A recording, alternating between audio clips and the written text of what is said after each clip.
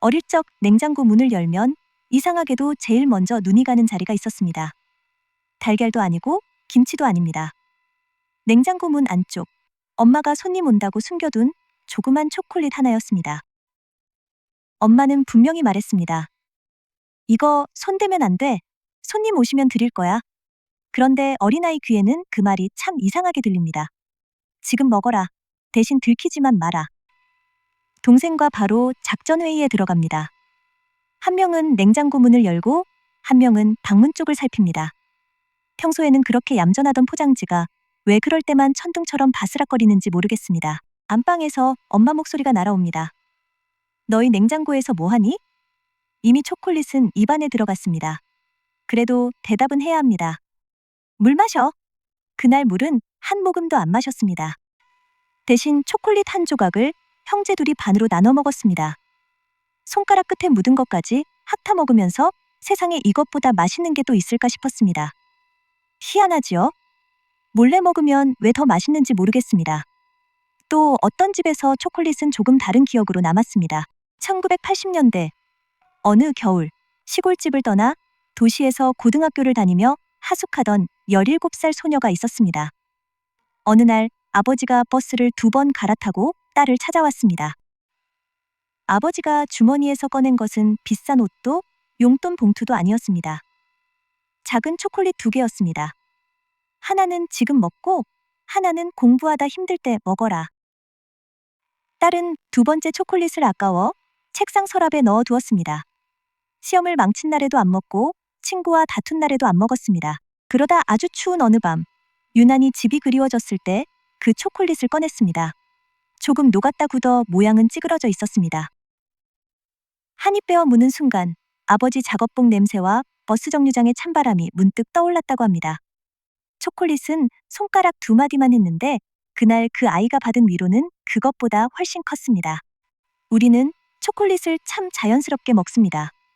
기분 좋을 때도 먹고 기분 나쁠 때도 먹고 시험 볼 때도 먹고 밸런타인데이에도 먹습니다.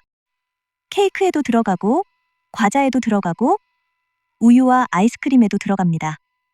이쯤 되면 초콜릿은 음식이라기보다 어디든 슬쩍 끼어드는 달콤한 친척 같습니다.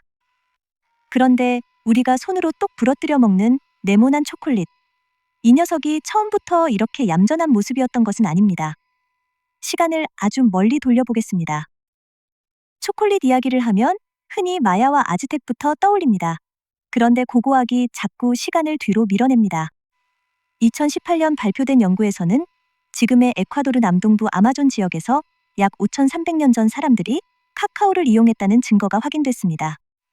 토기에서 카카오 전분과 테오브로민, 고대 카카오의 DNA 흔적이 발견된 겁니다. 다만 여기서 초콜릿바를 떠올리시면 안 됩니다. 5,300년 전 누군가가 은박지를 벗기고 초콜릿을 똑 부러뜨려 먹었다는 이야기가 아닙니다. 카카오라는 식물을 사람이 이용한 흔적이 그만큼 오래됐다는 뜻입니다. 카카오의 시작과 우리가 아는 초콜릿의 탄생은 같은 날이 아닙니다. 세월이 흐르면서 카카오는 중앙 아메리카로 퍼졌고 마야 사회에서는 아주 특별한 음료가 됩니다. 고전기 마야의 도자기에는 카카오 음료를 담았음을 알려주는 기록도 남아 있습니다. 귀족의 잔치와 의례에서도 카카오는 귀한 대접을 받았습니다. 그런데 맛은 요즘 핫초코와 제법 달랐습니다. 우유에 설탕 듬뿍 넣고 달다, 맛있다. 이런 세계가 아니었습니다. 카카오를 갈아 물과 섞고 옥수수나 향신료, 고추 같은 재료를 넣기도 했습니다.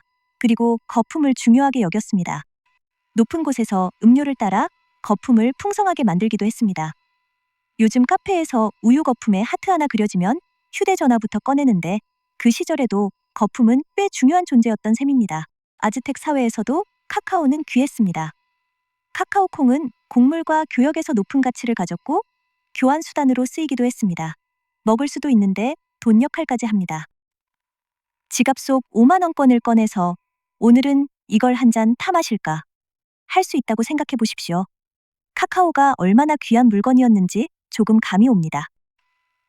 그러다 16세기 유럽인들이 아메리카 대륙에 본격적으로 들어오면서 카카오의 인생에도 큰 변화가 생깁니다. 콜럼버스가 카카오콩을 접했다는 이야기, 에르난 코르테스가 스페인에 소개했다는 이야기가 널리 알려져 있습니다. 하지만 카카오가 유럽으로 퍼진 긴 과정을 한 사람에게 전부 맡겨버리기는 어렵습니다. 분명한 것은 스페인의 아메리카 정복 이후 16세기에 카카오 음료가 유럽으로 들어갔고 유럽 사람들의 입맛에 맞게 점점 달라졌다는 점입니다. 그리고 여기서 아주 강력한 지원군이 등장합니다. 설탕입니다. 쓰고 향이 강했던 카카오에 설탕과 계피 같은 재료가 더해집니다. 누군가 한 입 마셔봅니다. 이거 좀 쓰네. 설탕을 넣습니다. 다시 마십니다. 잠깐만. 이거 괜찮은데? 초콜릿의 인생이 달아지기 시작합니다. 그래도 한동안 초콜릿은 여전히 마시는 음식이었습니다. 유럽 왕실과 귀족, 부유층이 즐기는 값비싼 음료였고 초콜릿 전용 주전자와 잔까지 등장했습니다. 초콜릿 한 잔 마시는데 장비부터 남달랐던 겁니다. 하지만 달콤한 역사라고 해서 모든 장면이 달콤했던 것은 아닙니다. 카카오와 설탕의 수요가 커지면서 식민지 플랜테이션과 노예 노동, 강제 노동의 어두운 역사도 함께 커졌습니다. 왕실의 화려한 잔만 보고 초콜릿 역사를 끝내면 그 잔을 채운 사람들의 이야기는 사라져버립니다. 초콜릿의 역사에는 단맛과 쓴맛이 함께 들어 있습니다. 그리고 아직도 판 초콜릿은 나오지 않았습니다. 초콜릿이 지금의 모습에 가까워지려면 기계가 한번 크게 끼어들어야 했습니다. 1828년 네덜란드의 코엔라트 판 하우터는 압력을 이용해 카카오에서 지방 성분인 카카오버터 일부를 분리하는 기술로 유명해집니다. 카카오를 가루로 다루기가 쉬워졌고 카카오버터를 따로 활용할 길도 열렸습니다. 그리고 1847년 영국의 J.S. 프라이 앤드 선스가 중요한 일을 해냅니다. 카카오 성분과 설탕에 카카오버터를 섞어 틀에 붓고 굳혀 먹는 고형 초콜릿을 상업적으로 만들어냅니다. 드디어 초콜릿이 잔에서 나와 손으로 들어옵니다. 마시던 초콜릿이 뚝 부러뜨려 깨물어 먹는 초콜릿으로 변하기 시작한 겁니다. 그러면 초콜릿은 누가 만들었을까요? 한 사람 이름만 골라 말하기에는 5,000년 동안 카카오를 만져온 사람들이 너무 많습니다. 남아메리카에서 카카오를 이용한 고대 사람들, 카카오 음료 문화를 발전시킨 마야와 아즈텍 사람들, 유럽에서 새로운 맛을 더한 사람들, 판 하우턴의 가공 기술, 그리고 프라이의 고형 초콜릿까지. 초콜릿은 어느 천재가 어느 화요일 오후 3시에 됐다 하고 혼자 만들어낸 음식이 아닙니다. 수천 년 동안 사람 손을 옮겨다니며 계속 다른 모습으로 변신한 음식입니다. 그래도 지금 우리가 먹는 판 초콜릿의 직접적인 조상을 하나 꼽으라면 1847년 프라이의 고형 초콜릿은 아주 중요한 기준점입니다. 여기에 1875년 무렵 스위스의 다니엘 피터가 농축 우유를 이용해 상업적인 밀크 초콜릿 개발에 성공하면서 맛은 한층 부드러워집니다. 1879년에는 로돌프 린트가 콘칭 공정을 발전시킵니다. 초콜릿을 오래 저어주며 거친 질감을 훨씬 매끄럽게 만드는 방식입니다. 우리가 초콜릿 한 조각을 입에 넣고 부드럽네 하고 몇 초 만에 삼켜버리는 그 순간 뒤에 5,000년이 넘는 시간이 숨어있는 셈입니다. 먹는 데는 3초, 오는 데는 5,000년. 초콜릿 입장에서는 좀 억울합니다. 이제 이 초콜릿이 한반도로 옵니다. 여기서 아주 유명한 이야기가 하나 등장합니다.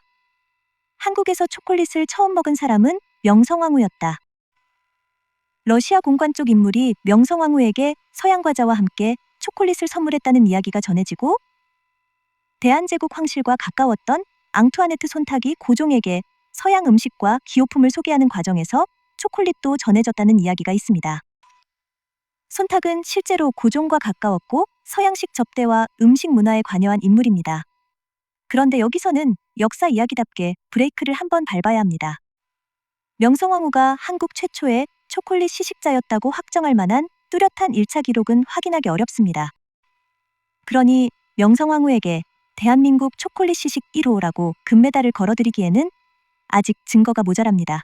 구한말 개항기와 대한제국 시기, 궁중과 외교가를 통해 초콜릿 같은 서양 과자가 들어왔다는 정도로 보는 것이 더 안전합니다. 역사는 가끔 시원하게 답을 주지 않습니다. 기록이 없으면 없는 대로 멈춰 서야 합니다. 그것도 역사를 보는 재미입니다. 20세기에 들어 초콜릿은 한반도에서 조금씩 더 모습을 드러내지만 아직 누구나 쉽게 사 먹는 간식은 아니었습니다. 그리고 광복 이후 미군이 주둔하면서 미국산 초콜릿이 일반인들에게 훨씬 널리 알려집니다. 한국전쟁 시기에는 미군 보급품 속 초콜릿과 껌을 기억하는 아이들의 이야기도 많이 남았습니다. 지금은 편의점에 들어가면 초콜릿이 줄을 서 있지만 그 시절 아이들에게 초콜릿은 단맛을 넘어 전혀 다른 세상에서 온 물건처럼 느껴졌을 겁니다. 그렇다면 이제 남은 질문이 있습니다.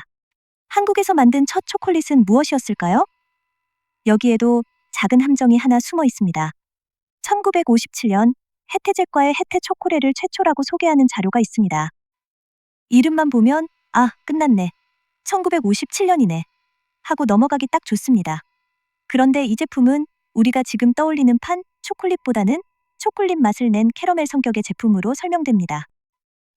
그래서 순수 국내 기술로 만든 본격적인 국산 초콜릿의 시작으로는 1967년 혜태제과의 나하나 초콜릿, 즉 나하나 초콜릿이 꼽힙니다. 용산역사박물관 자료에서도 1967년 나하나 초콜릿을 순수 국내 기술로 만들어진 초콜릿으로 소개합니다. 1968년에는 동양제과가 판 초콜릿인 넘버원 등을 내놓았고 1975년에는 롯데제과가 가나 초콜릿을 출시합니다. 여기서 많은 분들이 멈칫하실 겁니다. 한국 최초가 가나 아니었어? 그럴 만합니다. 가나 초콜릿은 워낙 오랫동안 팔렸고 한국판 초콜릿의 대표 이미지처럼 자리 잡았습니다. 하지만 출시 연도로 보면 1967년 나하나 초콜릿보다 뒤입니다. 가나는 한국 최초라기보다 한국 초콜릿, 대중화와 장수 브랜드 역사에서 아주 중요한 자리를 차지한 제품이라고 보는 편이 정확합니다. 그렇게 초콜릿은 왕실의 낯선 서양 과자에서 미군 보급품 속 귀한 간식으로, 그리고 마침내 동네 슈퍼 계산대 앞에서 엄마 이것만 하나 하고 조를 수 있는 간식이 됐습니다. 생각해보면 참 먼 길을 왔습니다.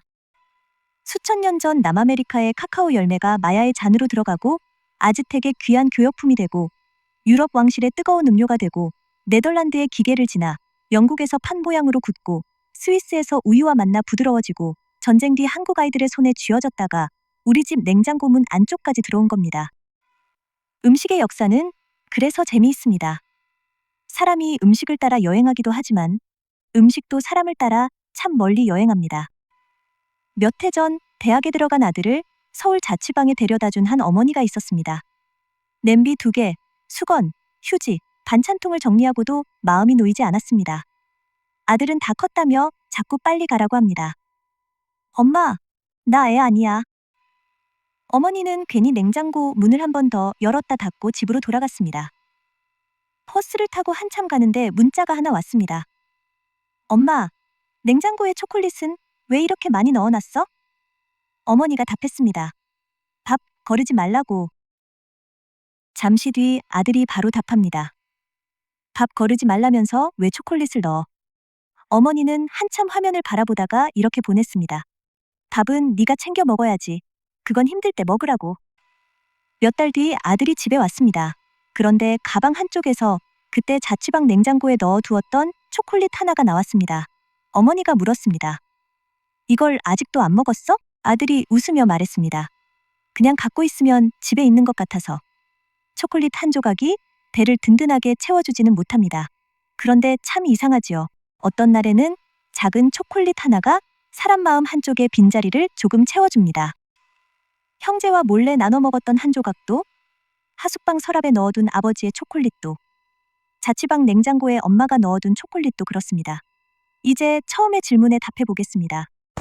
현재까지 확인된 카카오 이용의 아주 오래된 흔적은 약 5,300년 전 지금의 에콰도르 지역까지 거슬러 올라갑니다. 마야와 아즈텍은 카카오 음료 문화를 크게 발전시킨 중요한 주인공들이지만 카카오 이용 자체는 그보다 더 오래됐습니다. 우리가 손으로 들고 먹는 초콜릿바의 직접적인 출발점으로는 1847년 영국 프라이의 고형 초콜릿이 중요한 기준점입니다. 이후 다니엘 피터의 밀크 초콜릿과 로돌프 린트의 콘칭 기술을 거치면서 오늘날 우리가 아는 부드러운 초콜릿에 가까워졌습니다. 한국의 경우에는 궁중에 초콜릿이 정확히 언제 처음 들어왔는지, 누가 최초로 먹었는지를 확정하기 어렵습니다. 하지만 국산 제품의 계보에서는 1967년 혜태제과의 나하나 초콜릿이 순수 국내 기술로 만든 본격적인 첫 초콜릿으로 꼽힙니다. 1957년 혜태 초콜릿가 먼저 있었지만 초콜릿 맛 캐러멜 성격이었고 1975년 가나 초콜릿은 이후 한국 초콜릿 대중화를 이끈 대표적인 장수 제품이 됐습니다. 여러분은 어릴 때 초콜릿을 어디에 숨겨두셨나요? 냉장고였나요? 책상 서랍이었나요? 아니면 동생도 못 찾게 장롱 깊숙이 숨겨두셨나요? 여러분이 처음 좋아했던 초콜릿은 판 초콜릿이었나요? 초코바였나요? 초콜릿을 드실 때 한 조각씩 얌전히 떼어 드시나요? 아니면 포장을 뜯자마자 크게 한 입 베어 무는 쪽인가요? 그리고 초콜릿 한 조각을 보면 떠오르는 가족이나 친구와의 기억도 있으신가요? 댓글로 여러분의 초콜릿 이야기도 들려주세요. 재미있게 보셨다면 구독과 좋아요 부탁드립니다. 다음에도 우리가 매일 먹으면서도 제대로 몰랐던 음식의 족보를 맛있고 재미있게 풀어보겠습니다. 감사합니다. 우리 또 만나요.